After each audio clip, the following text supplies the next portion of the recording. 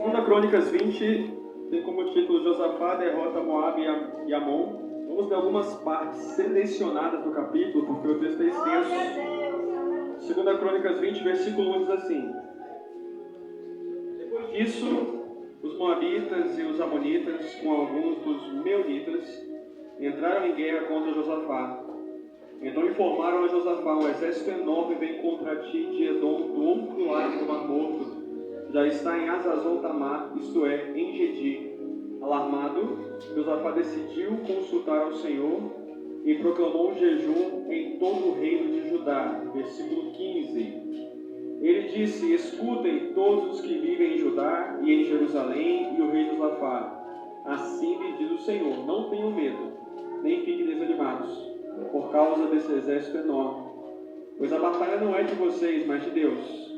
Amanhã desçam contra eles, eis que virão pela subida de Ziz, e vocês os encontrarão no final do vale, em frente do deserto de Jeruel. Vocês não precisarão lutar nessa batalha. Tomem suas posições, permaneçam firmes, e vejam o livramento que o Senhor lhes dará ao Judá, ao Jerusalém. Não tenham medo, nem desanimem. Saiam para enfrentá-los amanhã, e o Senhor estará com vocês. Versículo 22. Quando começaram a cantar e a entoar louvores, o Senhor preparou emboscadas contra os homens de Amon, de Moabe e dos montes de Seir, que estavam invadindo Judá, e eles foram derrotados. Último versículo. Os Amonitas e os Moabitas atacaram os dos montes de Seir para destruí-los e aniquilá-los. Depois de massacrarem os homens de Seir, destruíram-se uns aos outros. Amém? Vamos para a assento. A palavra de Deus nos fala a respeito de uma situação extremamente difícil vivenciada por Josafá, o rei Josafá e o povo. Ele recebe a notícia de que 3 exércitos estão vindo lutar contra ele. E esses 3 exércitos formavam um exército enorme. Essa é a informação que ele recebe. E diante dessa notícia, a Bíblia diz que Josafá decide consultar ao Senhor. E é aqui que eu quero começar. Diante de um problema, o que você faz? Você corre para Deus. Você corre para o Senhor Jesus. Não tem outra alternativa. Diante dos problemas, nós temos que correr para Deus. Nós temos que ir atrás do Senhor.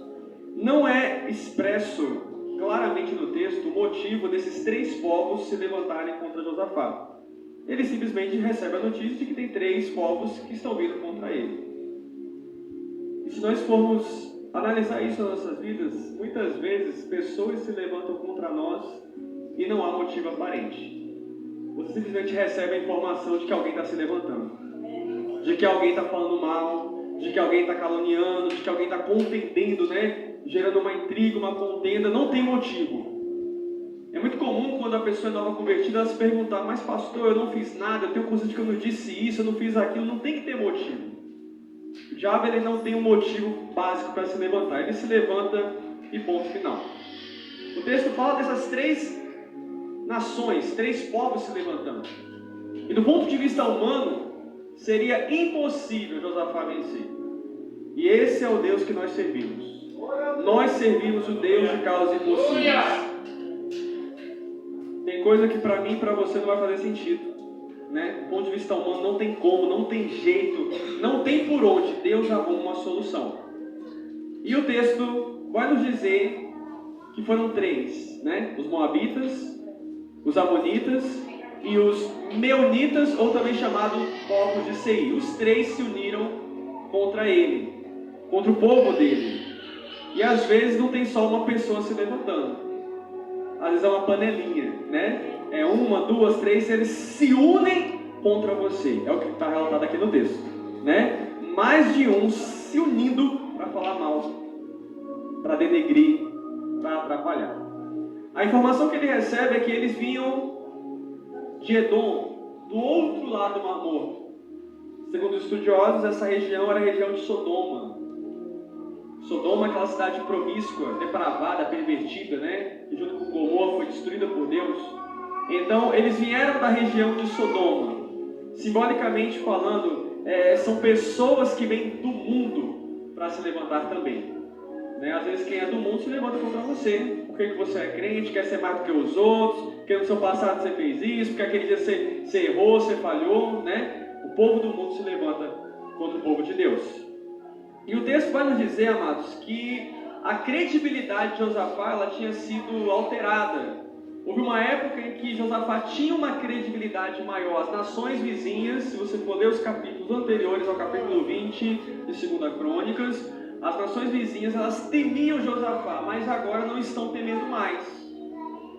E há quem entenda que o motivo das nações não terem mais temor, medo de Josafá, é porque Josafá, em outro momento, ele decide fazer uma aliança com Acabe. E Acabe era alguém que não servia ao Senhor.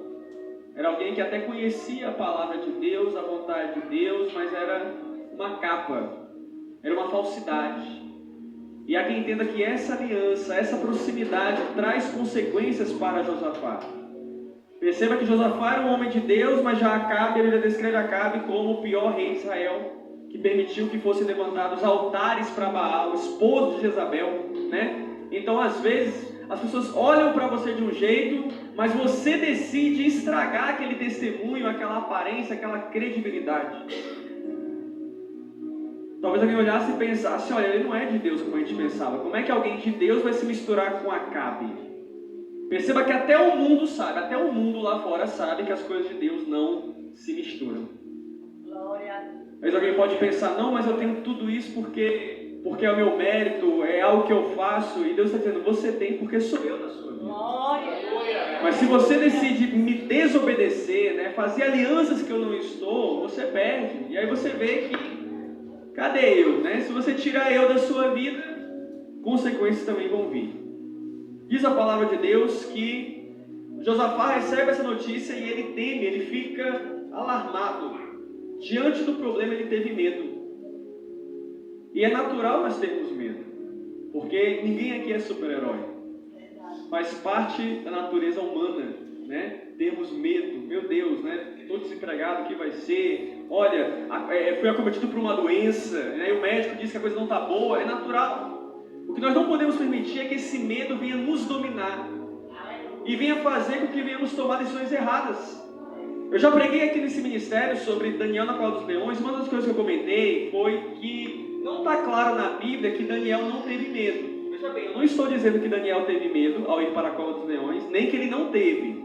O que eu estou dizendo é que não dá para afirmar seguramente que ele teve ou não teve. Eu sei que ele foi corajoso. Mas ele pode ter tido medo? Pode. Ele pode ter olhado para aquela jaula, com aqueles gatos imensos, e ter tido medo, e ter embrulhado o estômago. Quem sabe do seu íntimo ele orou, Senhor, eu sempre fui fiel a Ti, não deixa eu ser infiel logo hoje. E o que eu sei é que mesmo que Daniel, não estou afirmando, tá? É só uma conjectura. Vamos supor que Daniel teve medo, mas o amor dele, o amor de Daniel por Deus foi maior, porque ele preferiu obedecer a Deus do que deixar o seu medo dominar. E Jesus disse, né? Aqueles que me amam obedecem os meus mandamentos. Simples assim. Tem um versículo que Jesus fala isso. Quem me ama, me obedece. Não tem como dizer que ama a Deus e é rebelde. Eu amo, mas eu sou desobediente. Não funciona com Deus. Quem me ama, me obedece. Então, a obediência a Deus tem que estar acima de tudo. Acima de amizade do mundo, acima de parente do mundo, acima de desejos por hobbies ou coisas, acima até da sua própria vida. Jesus disse, aquele que perder a sua vida por amor a mim, vai achá-la, mas aquele que amar mais a sua vida, né, vai perder, porque vai perder a vida eterna. Então Josafá teve medo, mas o importante é que ele não deixou o medo lhe atrapalhar. E o medo ele pode ser positivo ou negativo. Ele pode ser negativo. Imagina, Deus te livre e guarde, né? Alguém vai assaltar. Eu conheço pessoas que têm tanto medo de ser assaltada, fica tão nervosa, que é capaz da pessoa, naquele nervosismo, deixar o ladrão, o criminoso assustado, e o criminoso, sem querer disparar a arma, e acontecer uma tragédia. Ele nem ia fazer isso, ele só queria roubar um pertence. Mas no medo da pessoa, a pessoa acaba causando isso, ou então o ladrão quer silenciar, né? Porque ele não quer ser visto, quer que a polícia venha. Foi um medo negativo. A pessoa agiu de forma negativa diante do medo. O que seria um medo positivo? Esse. Porque esse medo fez Josafá buscar a Deus.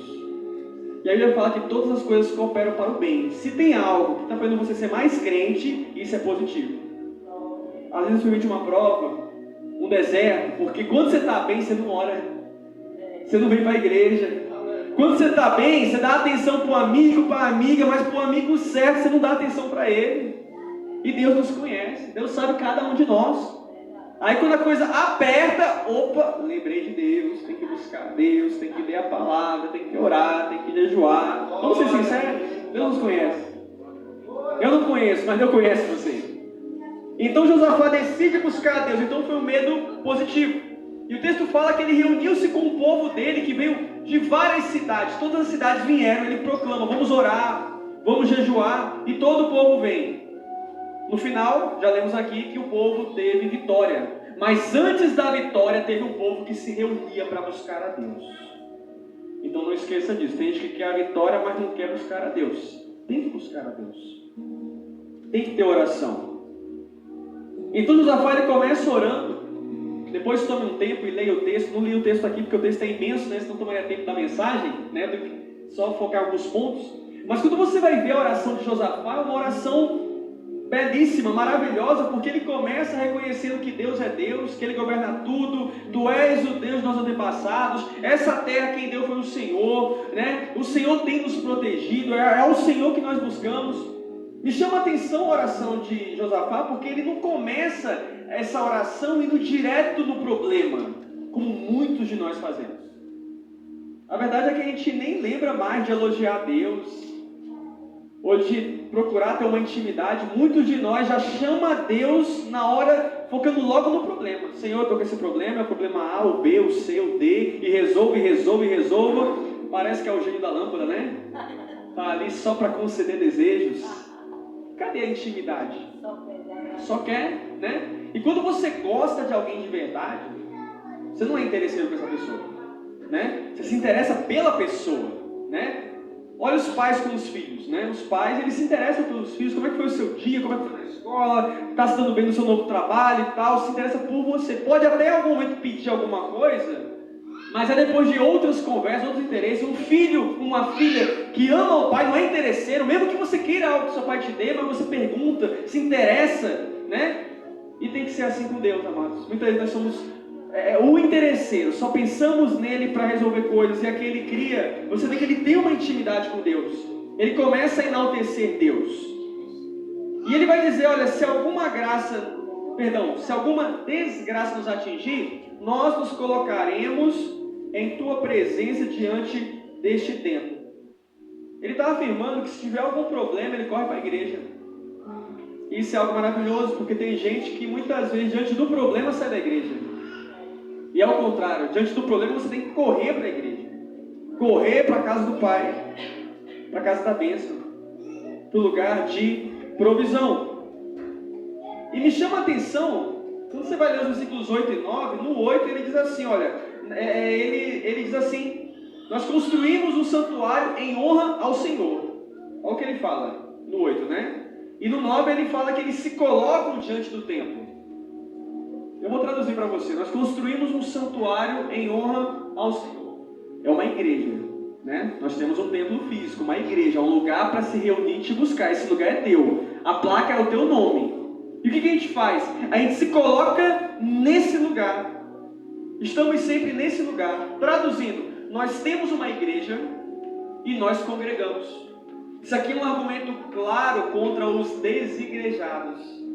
Gente que acha que não precisa congregar, não precisa vir para a igreja, que você pode orar sozinho, adorar sozinho, ler Bíblia sozinho. Tudo isso pode ser feito sozinho, mas há um mandamento claro de nós nos reunirmos também.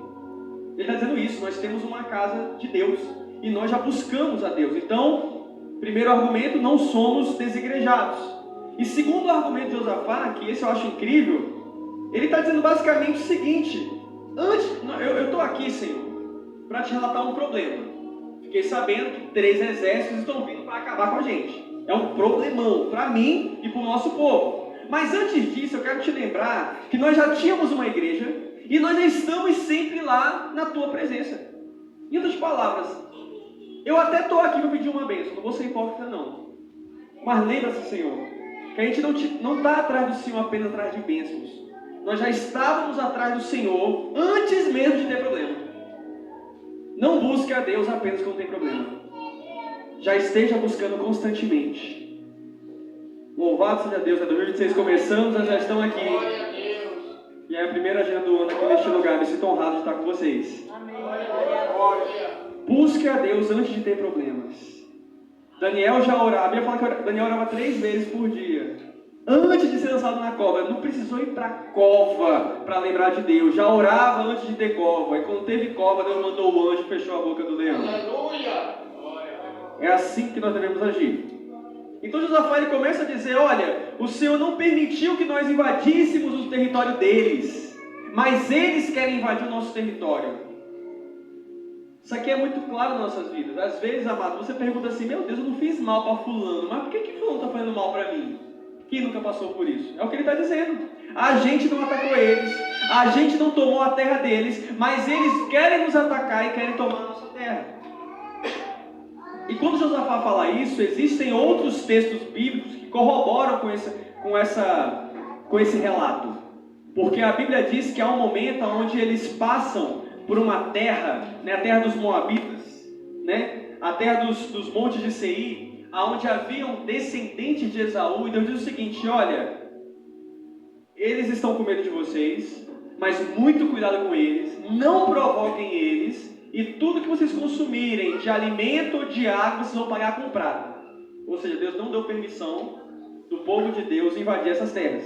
Em outro momento, eles se aproximam de uma fronteira, e ali estavam os descendentes de Ló. Novamente, Deus não deixou tomar conta dessa terra. É deles, não mexam com eles. Então, Josafá está dizendo aqui, realmente aconteceu.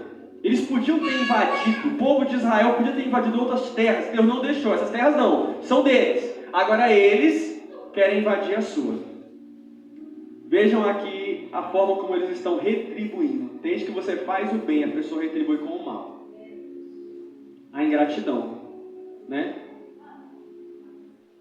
O texto fala que Josafá diz o seguinte, olha, eles estão vindo expulsar-nos da terra que nos deste por herança. Me chama a atenção a parte final, né? Terra que nos deste por herança. Quem deu essa terra para o povo de Josafá foi Deus. Querem nos expulsar daquilo que o Senhor nos deu. Tem gente querendo aquilo que Deus deu para você. E é seu. É o seu dom. É o seu cargo, é a sua ferramenta. Aleluia. Foi você que estudou e passou no concurso, foi você que estudou e se formou naquela faculdade, é seu, Deus deu para você. Alguém está querendo pegar algo, ou tem inveja de algo que foi o Criador que decidiu dar para você. Aleluia. E ele diz, não temos força para enfrentar esse exército imenso. E aqui ele deixa clara a sua limitação. E eu acho isso aqui maravilhoso, porque o cristão ele tem que ser humilde, tem que reconhecer que tem dificuldade, que é limitado. Esse negócio de, porque eu sou de Deus, eu vejo uma soberba que Deus não está nesse negócio, né? Senhor, eu sou limitado, eu peco, eu falho, né? O apóstolo Paulo disse, aquilo que eu devia fazer eu não faço, aquilo que eu não devia fazer, quando eu vi eu já fiz. E olha que era um tremendo de um pregador. Então ele reconhece a sua limitação. Nós não temos força, precisamos buscar o Senhor. E ele fala, força está nas suas mãos. É interessante que tem um versículo, aqui nesse mesmo texto ele fala, nós não temos força. E antes ele falou assim, a força está em tuas mãos. Traduzindo, eu não consigo, mas eu sei que o Senhor consegue. Eu não posso, mas o Senhor pode. Eu não tenho como, mas o Senhor tem. Aleluia. O texto fala de 3 exércitos vindo contra ele, amado. É muita gente. Às vezes tem muita gente se levantando contra você. Não é pouca não. É trabalho, é faculdade, é família, é só Deus na causa. Às vezes até dentro da igreja. E ele diz assim, não sabemos o que fazer, mas nossos olhos se voltam para ti. Você pode não saber o que fazer, mas você tem que saber que o teu Deus sabe. Então é para ele que você tem que recorrer. Me chama a atenção nessa oração que Josafá ele começa a enaltecer Deus. Deus, o Senhor ajudou nossos antepassados, o Senhor nos trouxe para essa terra. A oração dele é baseada em testemunhos de Deus e méritos de Deus. Isso aqui é maravilhoso, porque a gente não faz mais isso hoje. Quantos de nós na oração a gente fica relembrando o que Deus fez? Deus, obrigado, porque um dia eu estava desempregado, o Senhor abriu a porta. Porque um dia eu estava doente, o Senhor me curou. Porque em 2025 eu lembro que eu passei um aperreio, um estreito e Deus deu vitória. A gente tem que lembrar o que Deus faz. Não é só pedir não, né? Exaltar o mérito de Deus, né? Deus, eu pensava que eu estava com isso, quando o médico mandou fazer o exame, eu estava atordoado, quando chegou lá não era nada. Obrigado, Senhor, é teu mérito. Josafá, ele faz uma oração exaltando méritos. Deus está ensinando o crente a orar. Exalte o que ele fez. Você está no deserto hoje? Creio que sim. Mas quantos desertos deu vitória? Agradeço. Glorifique a Deus. O texto fala que então o Espírito do Senhor, ele reuniu os homens, as mulheres, as crianças, até as de cola estavam lá para orar. E de repente o Espírito do Senhor se apoderou de um homem, um profeta chamado Jaziel, filho de Zacarias, neto de Benaia, bisneto de Jeiel e trineto de Matanias, está no texto. E esse homem começa a profetizar dizendo: olha, assim diz o Senhor, nessa peleja, né, não terão que pelejar. Não desanimem, vão para a guerra, vocês vão ter vitória. Creiam no Senhor Deus e vocês serão sustentados. Creiam nos profetas de Deus e vocês terão vitória. Ele não sabia o que fazer, ele consulta a Deus, aí o Espírito do Senhor desce e se apodera de um profeta chamado Jaziel. Isso aqui é a resposta. Deus tem resposta para você que está clamando. Segunda coisa que eu observo é que o Espírito se apoderou de um homem e o homem começou a falar no meio do povo, no meio da assembleia. Isso aqui nos traz a ideia, amados, de que Deus ainda usa profeta na terra. Tem vertentes, né, do povo evangélico que não crê mais nos dons, né? Ah, Deus não usa mais não, isso é Antigo Testamento e tal. Olha Deus usando, Deus usa. Quando Ele quer, Ele levanta um profeta no meio do seu povo para trazer a mensagem que Deus quer falar com o seu povo. E Ele diz assim: vocês os encontrarão no fim do vale. E aqui eu quero trazer duas concepções. Vocês vão para o vale. Primeira, vale é lugar de vitória. Muitas vezes nós esquecemos disso, mas vale é estreito, mas é lugar de vitória. Esse povo foi para o vale e nesse lugar teve vitória.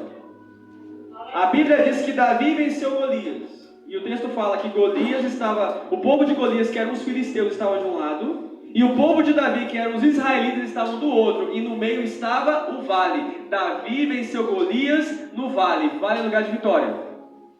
Quando Ezequiel viu o vale de ossos secos ressuscitar, foi no vale. Já está no texto, né? Vale é lugar de vitória. E lá na frente ele se reúne em um lugar chamado Vale de Beraca, para louvar a Deus. E esse termo, Vale de Beraca, significa Vale da Bênção. Então vale é lugar de vitória. Segunda concepção que eu quero trazer para você hoje: vale é lugar onde Deus está contigo. Glória a Deus. Tire da sua cabeça a ideia de que Deus só está comigo na hora boa, porque não é bíblico isso. Jesus estava com os discípulos na tempestade, no barquinho. O varão de branco estava com os 3 na fornalha. O anjo do Senhor estava com Daniel na cova. O salmista diz: Deus é meu refúgio e fortaleza, socorro bem presente aonde? Na tribulação. Então, lugar de prova, de luta, Deus também está contigo lá. Olha que ele falou assim: olha, o Senhor estará com vocês. Depois fala: vocês estarão no vale. Então Deus estava no vale. O salmista disse: ainda que eu ande pelo vale da sombra da morte, não temerei. Por quê? Porque tu está comigo. Eu estou no vale da morte, querem me matar, mas o Senhor está comigo.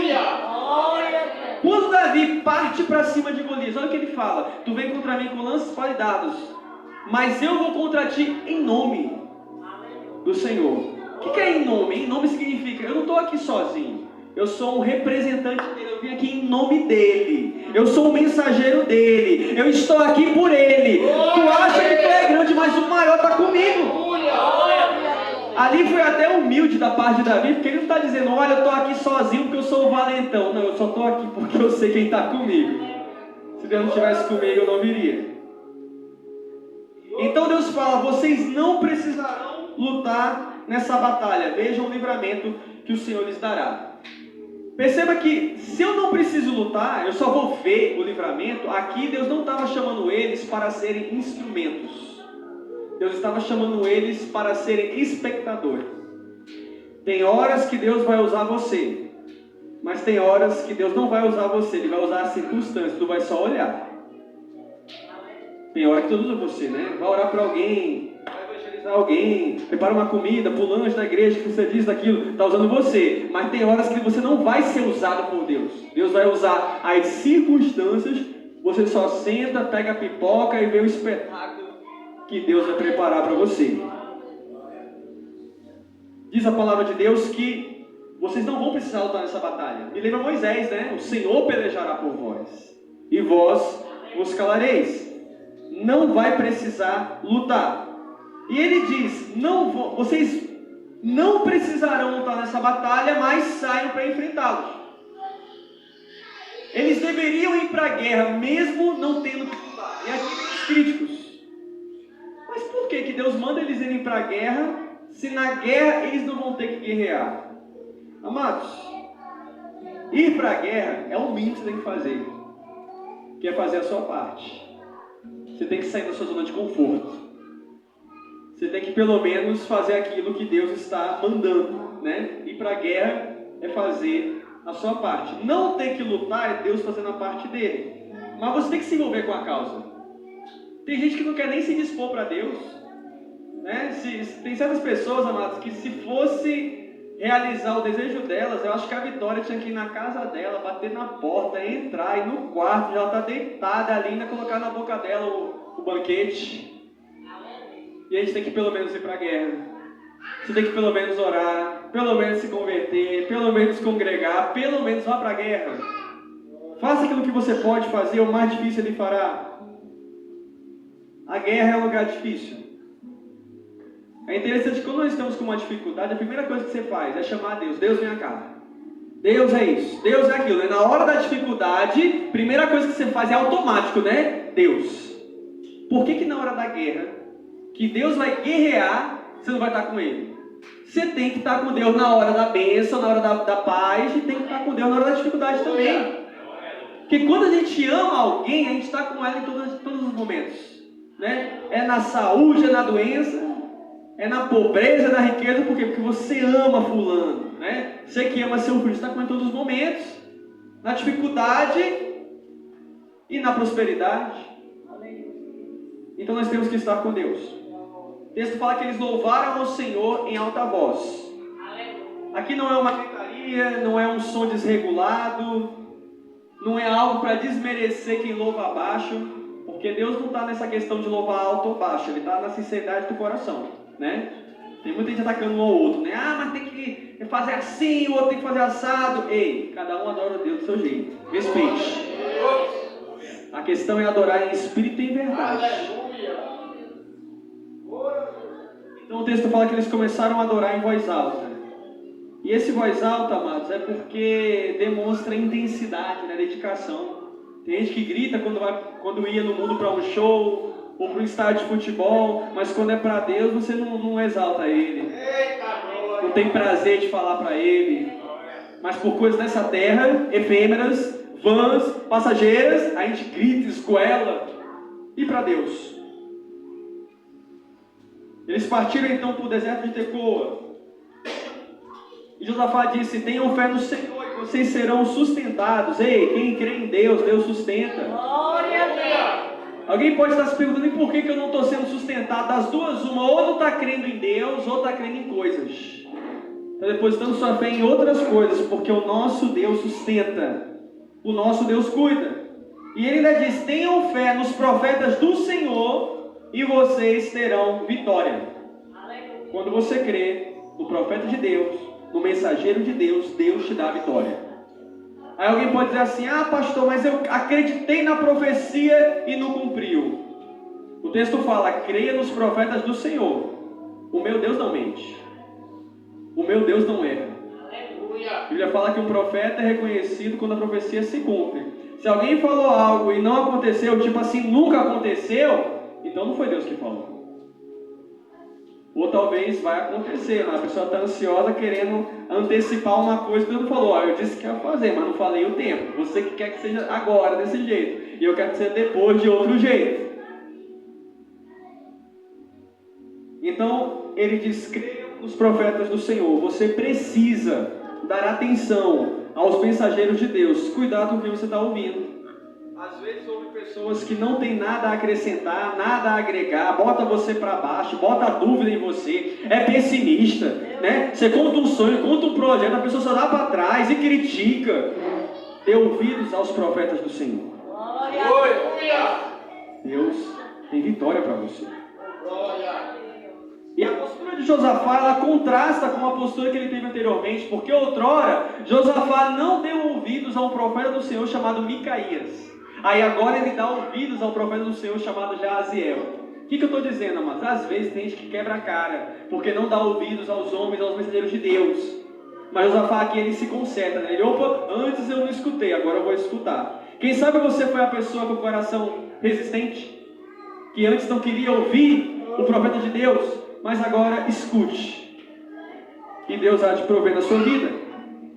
O texto fala que Josafá nomeou homens para cantar e louvar ao Senhor indo à frente do exército. O cara está indo para a guerra e colocou pessoas para louvar a Deus na frente do exército dele. Traduzindo, em meio à luta, adore. De forma bem simples, bem popular, né? Está na luta, adore. Está indo para a guerra, adore ao Senhor, glorifique o nome dele. Os exércitos estão vindo e ele está adorando. Quem sabe são pessoas que estão se levantando contra você. Muitas estão se levantando. Adore a Deus. Aleluia. E o texto fala que na adoração eles davam graças ao Senhor. Que coisa maravilhosa, amados. Indo para a guerra e já agradecendo. Murmurar é fácil.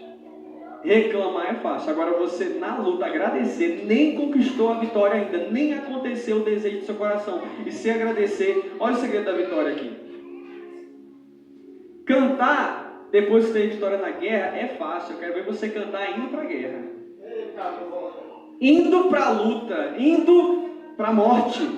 E eles estavam cantando. Me chama a atenção também que eles colocaram cantores em frente ao exército em vez de colocarem os principais guerreiros. Por que isso? Do ponto de vista humano faz sentido colocar guerreiro, né? Para mostrar, olha, nós temos fulano que luta muito bem, que é treinado nisso, que tem patente disso e aquilo outro. Ele coloca cantores em vez de guerreiros. Porque quando você olha para um guerreiro, automaticamente você lembra da força humana. Mas quando você olha para um cantor, automaticamente você dá a glória para Deus. Ele está ali para cantar para Deus, ele não está cantando para ele. Ele está exaltando ao Senhor. O texto vai nos dizer que quando eles começaram a cantar louvores, o Senhor preparou emboscadas e os inimigos foram derrotados. Enquanto você adora, Deus está trabalhando. Enquanto você exalta Ele, Deus opera. O texto fala, mas que eles destruíram-se uns aos outros. Eles se confundiram. Olha, eram 3 exércitos inimigos. 2 se uniram para matar um. Acabou com um. De repente um olhou para a cara do outro e começou a se matar. Quando o exército de Deus chega lá em cima para olhar, ele viu uma multidão de cadáveres, porque todo mundo se matou, sem que o exército de Josafá precisasse levantar um dedo, uma espada. Você tem noção do Deus que você serve? Do Senhor dos exércitos.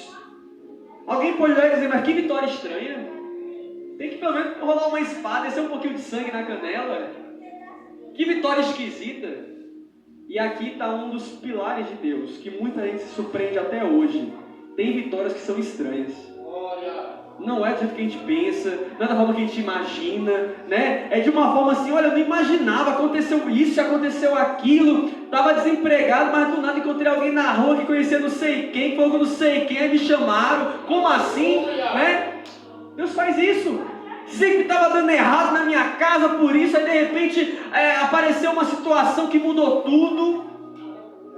Deus é um Deus de vitórias estranhas. Tome posse. Um cara era cego. Jesus cospe no chão, faz uma lama com o cuspe dele. Olha o que eu estou pregando para você. Estou pregando a Bíblia, viu? Jesus cospe no chão, faz um lodo, uma lama, coloca no olho do cego e o cego enxerga. Alguém pensa aqui nojento? O cara está enxergando. Glória a Deus, está enxergando. Ou quer continuar cego? Eu não queria. Pode cuspir à vontade. Deus sabe trabalhar, mas quem sou eu para querer ensinar Deus a trabalhar? Está vindo de forma estranha, mas é vitória, né? Então tome posse. Glória a Deus. O texto fala, meus queridos, que 3 nações se uniram para destruir Josafá e seu exército. O que aconteceu com eles? Morreram. Os 3 se uniram. O que eu entendo? Nem toda aliança Deus está no negócio. Eles fizeram uma aliança contra o povo de Deus. Deu ruim para eles.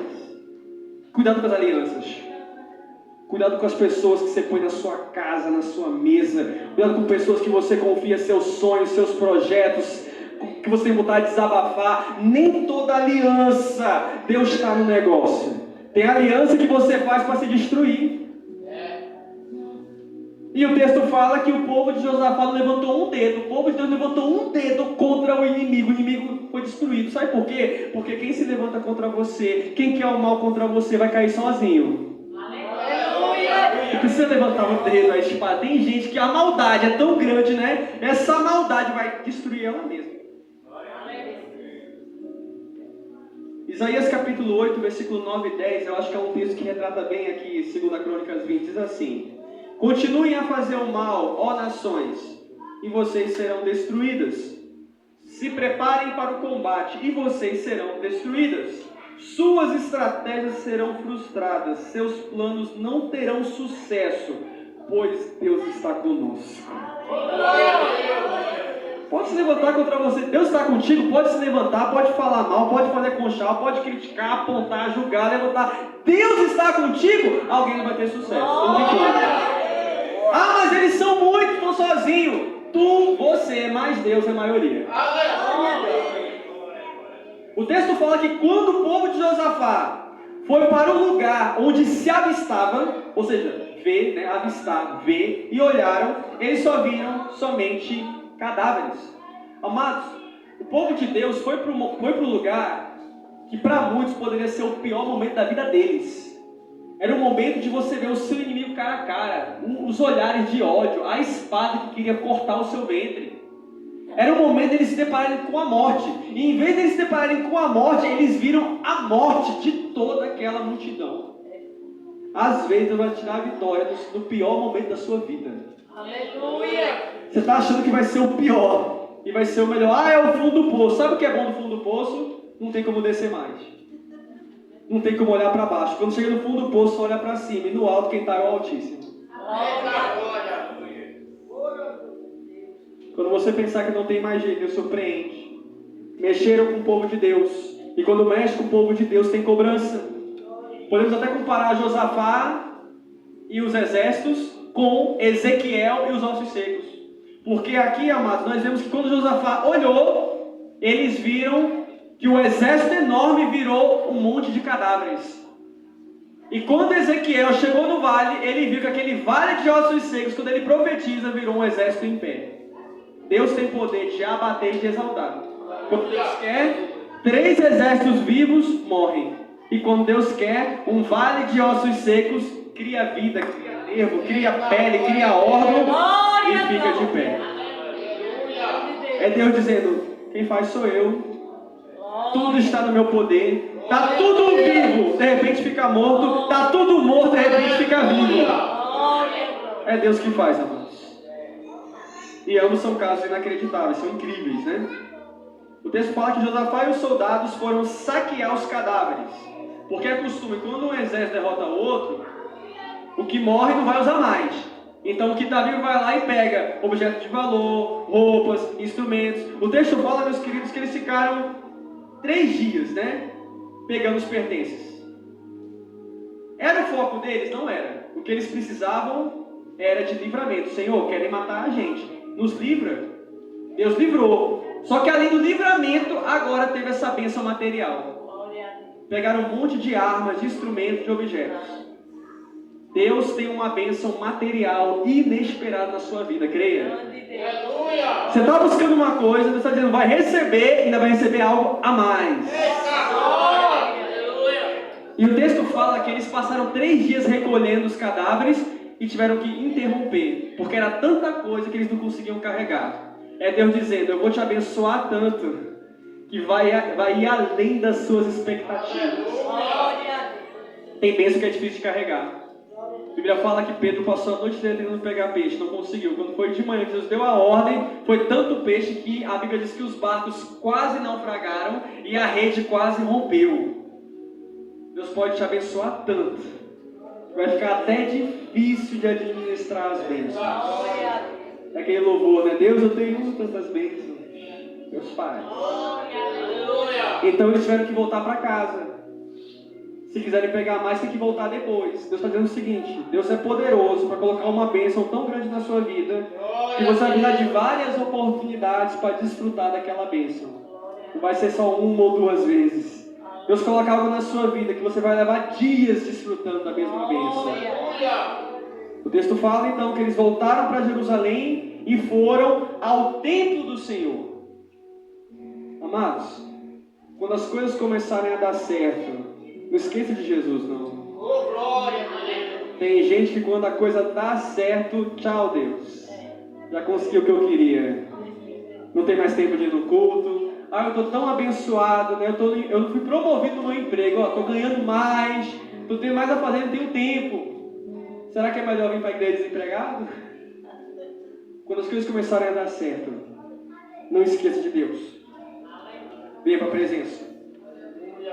O versículo 29 diz que todas as nações temeram quando souberam como o Senhor havia lutado contra os inimigos de Israel. Por quê, amados? Porque a forma de Deus lutar é surpreendente. O nosso Deus surpreende. Eu estou aqui para lembrar a igreja que o nosso Deus luta sem exército. O exército não vai fazer nada, Deus deu vitória. O nosso Deus é um Deus que mata e não é preso. É um Deus que envia pragas. É um Deus que envia raios que quebram as rodas dos carros, dos cavaleiros de Faraó. O nosso Deus vence com espada. Ele vence com chuva de granizo, que nem ele fez em Josué. Ele manda um anjo só. Um anjo matou 185 mil homens em uma noite. Ele manda anjos também. Ele faz um homem derrotar 1000 homens com a queixada de um jumento, como ele fez com Sansão. O nosso Deus surpreende, amados. Chegamos ao versículo 30, que eu vou encerrar. Eu quero dizer só 2 coisas para você.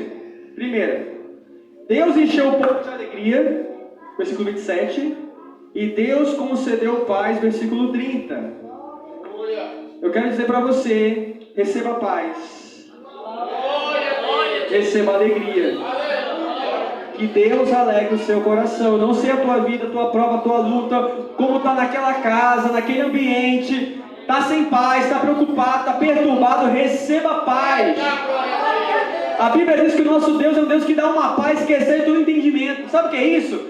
Olha, o emprego está ruim, mas eu estou em paz. A família está ruim, mas eu estou em paz. A saúde está ruim, mas eu estou em paz. Que isso? É uma paz que vem do alto, você não entende. Paz que excede, ultrapassa o entendimento. Você tenta entender e não consegue, mas tem uma paz aí, porque Jesus está aí no seu coração. Receba alegria, receba paz. O povo de Josafá teve vitória. O que foi que eles fizeram para ter vitória? Que a gente aprende para a nossa vida. Não fuja. Fugir do problema não é a solução, tem que enfrentar. Creia, que fala muito de fé, né? Creia, acredite. E tem que ter jejum, tem que ter oração, tem que congregar. Amém? Eu agradeço essa rica oportunidade em nome de Jesus.